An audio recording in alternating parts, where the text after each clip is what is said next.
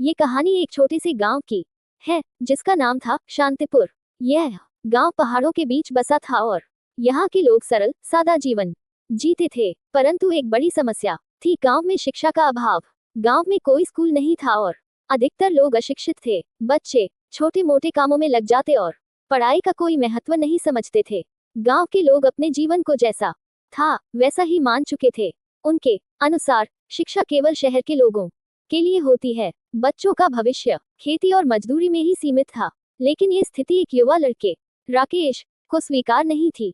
राकेश गांव के ही एक गरीब परिवार से था, लेकिन उसने किसी तरह शहर में पढ़ाई की थी। उसकी आंखों में सपने थे कि उसके गांव के बच्चे भी पढ़ लिखकर अपनी दुनिया बदल सकते हैं। जब राकेश अपनी पढ़ाई पूरी करके गांव लौटा तो उसने देखा कि यहाँ की हालत जस की तस है।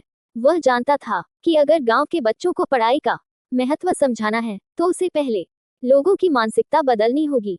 उसने ठान लिया कि वह गांव में एक स्कूल खोलेगा, चाहे उसे कितनी ही चुनौतियों का सामना क्यों न करना पड़े। राकेश ने सबसे पहले गांव के बुजुर्गों से बात की और उन्हें समझाने की कोशिश की कि शिक्षा कितना महत्वपूर्ण है। शुरू में किसी ने उसकी बातों को गंभीरता से नहीं लिया।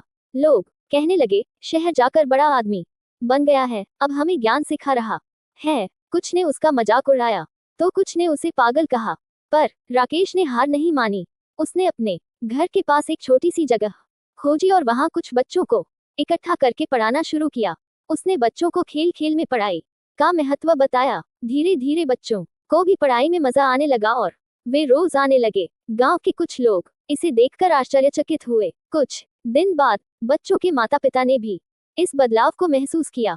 उन्होंने देखा कि उनके बच्चे अब पहले से ज्यादा समझदार और उत्साहित हो गए हैं। राकेश की मेहनत रंग ला रही थी। धीरे धीरे गांव के और भी लोग अपने बच्चों को उसके पास भेजने लगे। परंतु अभी भी गांव में स्कूल की जरूरत थी। राकेश ने सरकारी अधिकारियों से संपर्क किया और गांव में स्कूल खोलने की अनुमति मांगी, लेकिन यह इतना आसान नहीं था। अधिकारियों ने गांव की स्थिति को देखते हुए स्कूल खोलने में रुचि नहीं दिखाए। तब राकेश ने गांव के लोगों से खुद ही स्कूल बनाने का आग्रह किया। उसने कहा, अगर हम मिलकर मेहनत करें तो हम अपने बच्चों के लिए एक बेहतर भविष्य बना सकते हैं। गांव के कुछ लोगों ने उसका समर्थन किया और वे राकेश के साथ मिलकर गांव में स्कूल बनाने के लिए धन जुटाने लगे। वे लोग दिन रात मेहनत करते, ईंटें लाते, दीवारें बनाते।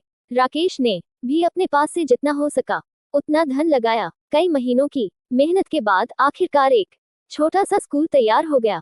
वह दिन गांव के इतिहास में सबसे खास था। गांव के लोगों ने खुद के हाथों से अपने बच्चों के लिए एक शिक्षा केंद्र खड़ा किया था। जब स्कूल का उद्घाटन हुआ तो गांव के बुजुर्गों की आंखों में गर्व के आंसू थे।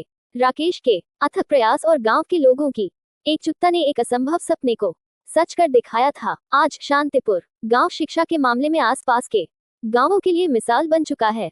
स्कूल में न केवल गांव के बच्चे पढ़ते हैं, बल्कि आसपास के गांवों से भी बच्चे वहां पढ़ने आते हैं। राकेश की कड़ी मेहनत और अडिग विश्वास ने गांव की दिशा और दशा दोनों बदल दी। राकेश की यह कहानी हमें सिखाती है कि शिक्षा का महत्व किसी भी परिस्थिति में कम नहीं हो सकता। अगर हमारे अंदर कुछ कर दिखाने का जुनून और अपने समाज के प्रति सच्ची निष्ठा हो तो कोई भी बदलाव असंभव नहीं।